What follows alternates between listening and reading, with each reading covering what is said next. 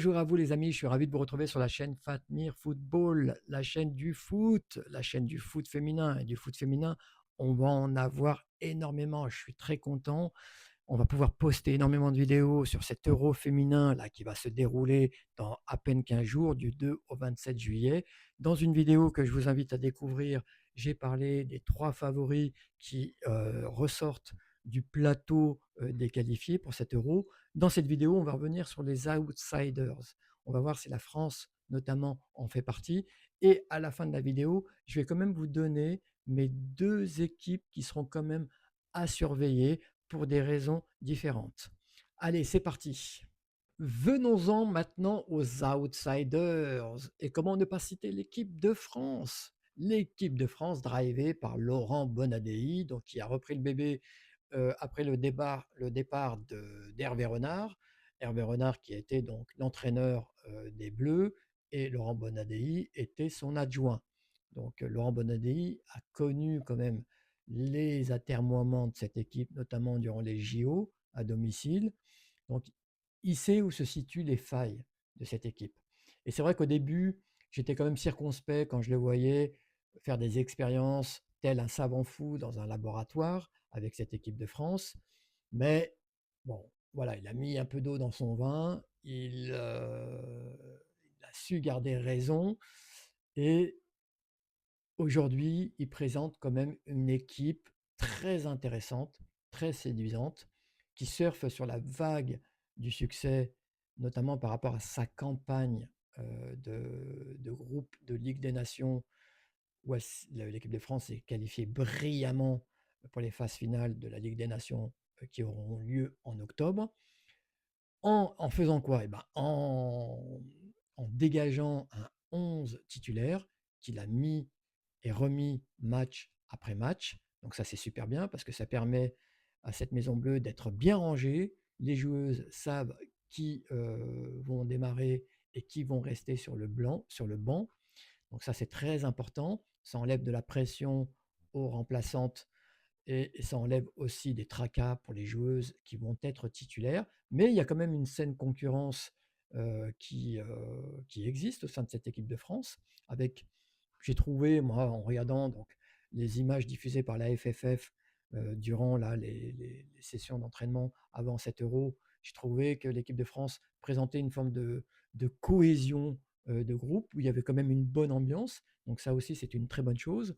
Mais je reviens quand même sur le terrain, là où l'équipe de France a performé, donc durant cette Ligue des Nations, où elle est invaincue, elle a enchaîné les victoires.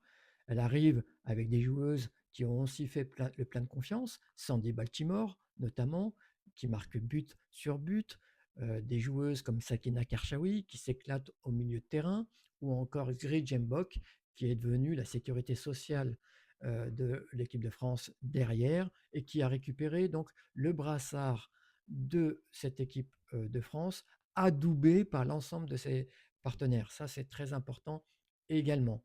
Donc, une équipe de France qui a des arguments, une équipe de France qu'on attend depuis la nuit des temps, depuis Louis XVI. On attend que cette équipe déflore son palmarès. Est-ce que ça va se faire durant cet Euro? Eh ben, je croise les doigts, je touche du bois. Ouais, parce que franchement, on n'attend que ça. Le public français n'attend que ça pour s'extasier sur ces bleus, sur cette équipe de France et que le foot féminin prenne enfin son essor en France. Je, je respire un peu parce que c'est vrai que j'en ai beaucoup dit sur cette équipe de France. Après, il faut se rappeler quand même que l'équipe de France tombe dans un groupe ardu, le groupe de la mort, tout simplement, hein, on ne peut pas dire les choses autrement, va démarrer d'entrée de jeu très fort contre l'Angleterre, donc la tenante du titre. Donc là, il faudra vraiment mettre les points sur les i d'entrée de jeu, ne pas perdre de temps, puisque derrière, vous avez les Pays de Galles, où toute défaite est interdite, même match nul, seule la victoire comptera. Et enfin, les Pays-Bas, pour terminer dans ce groupe. Ce match contre les Pays-Bas, comptez sur moi, j'y serai, j'assisterai au match en Suisse. Donc, on va relater tout ça sur cette chaîne. Pour vous, les amis, Mais c'est vrai que voilà, cette équipe de France, elle doit faire quelque chose durant cet Euro féminin. Elle a tout ce qu'il faut, la vitesse, le physique, la technique, même la tactique, effectivement. Il lui manque simplement la dimension mentale. Il va falloir être résilient. Il y aura des vents contraires. Il faudra continuer à avancer, des écueils à surmonter. Et il faudra voir si l'équipe de France en est capable. Mais pour moi, c'est un outsider évident dans ce tournoi de l'Euro féminin. La joueuse à surveiller dans cette équipe, c'est bien évidemment Clara Matteo, oui, la meilleure buteuse du championnat de France avec ses 18 buts en 22 journées et qui coiffe au poteau de très très grandes joueuses qui appartiennent à de très grands clubs. Donc prouesse remarquable. Elle va apporter aussi cette très bonne dynamique à l'équipe de France. Et puis surtout sa vista, sa technique. Elle joue comme un numéro 10 quasiment, mais sur un poste très très avancé. C'est un peu la Zidane de l'attaque, hein, Clara Matteo. Je l'ai dit, elle a cette vista incroyable, ce sens du jeu, elle sait faire la bonne passe dans les bons intervalles. Et ça, pour lier le milieu de terrain à l'attaque, c'est formidable. Après, est-ce que Laurent Bonadei va oser la mettre titulaire à la place de Marie-Antoinette Katoto, qui a quand même montré, démontré tout son talent, tout ce qu'elle pouvait apporter à cette équipe de France? Ça, c'est une autre paire de manches. Même si Marie-Antoinette Katoto, pour différentes raisons, a un peu plongé mentalement sur les derniers mois. On ne l'a pas beaucoup vu sur les derniers matchs des Bleus, ce qui a permis justement à Clara Matteo d'émerger et de se faire remarquer par Laurent Bonadei. Est-ce qu'elle a marqué assez de points pour démarrer les matchs? On le verra bien. Mais tant mieux, l'équipe de France a une corde en plus à son arc et c'est pas moi qui vais m'en plaindre, ça c'est sûr. Deuxième outsider, l'Allemagne, la Nationalmannschaft, Jawohl Fräulein. L'Allemagne, c'est sur le tournoi de l'Euro, par exemple, c'est 13 finales jouées, les amis. 8 finales gagnées sur ces 13 finales. Donc ça vous pose quand même un pays. L'Allemagne qui était un pays majeur du foot féminin, effectivement, c'était hier. Aujourd'hui, l'Allemagne a perdu de sa superbe, il faut quand même l'avouer. On le voit au travers des clubs. Les clubs sont un bon baromètre aussi pour mesurer la santé d'un pays. Les clubs qui luttent pour exister sur la scène européenne, alors qu'hier, il n'y a pas si longtemps, il y a quelques années, elle trustait quand même les titres européens dans l'épreuve continentale. Donc les choses ont quand même bien changé. Et puis l'Allemagne, aujourd'hui, est quand même en phase de transition. C'est une équipe très jeune, peut-être une des plus jeunes, je n'ai pas la stat, mais certainement une des plus jeunes du plateau. Donc l'équipe est en phase de transition. Des joueuses cadres sont parties, et pas des moindres. Jennifer Marozan, quand même, la magicienne, Svenja Huth ou encore Alexandra Popp. Donc ces joueuses-là, il va falloir les remplacer. L'Allemagne a quand même donné une bonne image aux JO à Paris, puisque l'Allemagne est arrivée jusqu'en demi-finale de ces JO. L'Allemagne qui a fait une brillante campagne de phase de groupe pour la Ligue des Nations. Elle s'est qualifiée donc pour les phases finales de cette Ligue des Nations qui vont se jouer en octobre en compagnie de la France, de l'Espagne et de la Suède. Donc que des pays que j'ai cités soit en favori, soit en outsider. Donc il n'y a pas de fumée sans feu.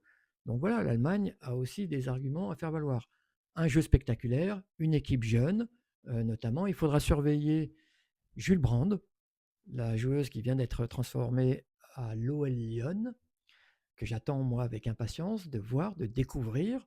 Alors je la voyais hein, quand elle jouait à Wolfsburg, mais là je vais la voir de plus près, donc je suis très content d'admirer cette joueuse, une joueuse très intéressante, une joueuse dont on dit qu'elle a les caractéristiques de Kai Havertz, le joueur allemand d'Arsenal.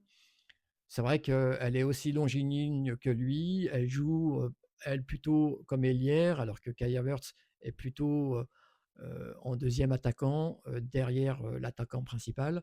Voilà un petit peu la différence tactique.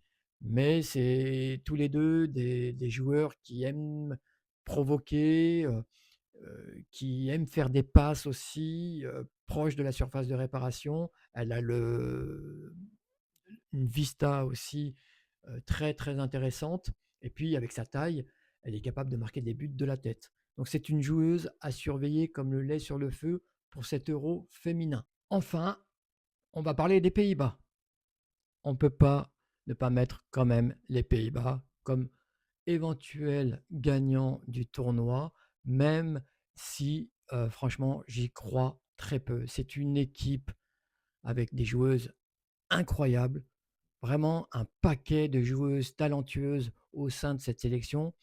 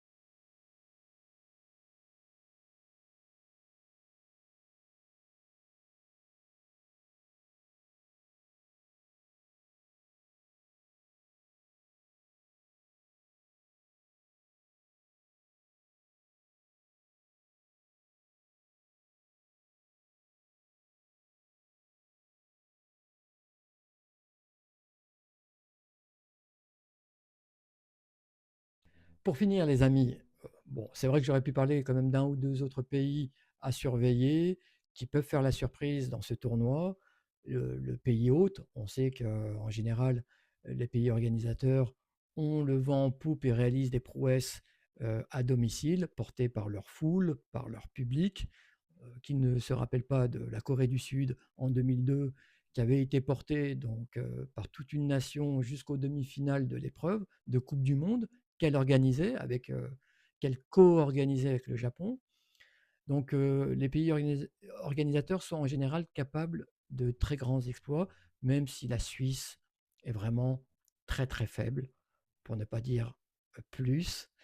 J'aurais pu parler de l'Italie aussi, qui monte en puissance, qui est capable de gagner contre des nations majeures, mais qui est encore très irrégulière au très haut niveau. Je vais quand même vous inviter, les amis, à laisser vos pronostics. Et encore une fois, dites-moi, vous qui vous voyez gros comme un camion gagner donc ce trophée continental. Euh, voilà, mettez-moi votre choix de cœur ou votre choix de raison, peu importe. Et puis, je vais vous souhaiter le meilleur pour la suite. On se donne rendez-vous donc pour 7 euros. Et d'ici là, va va voum!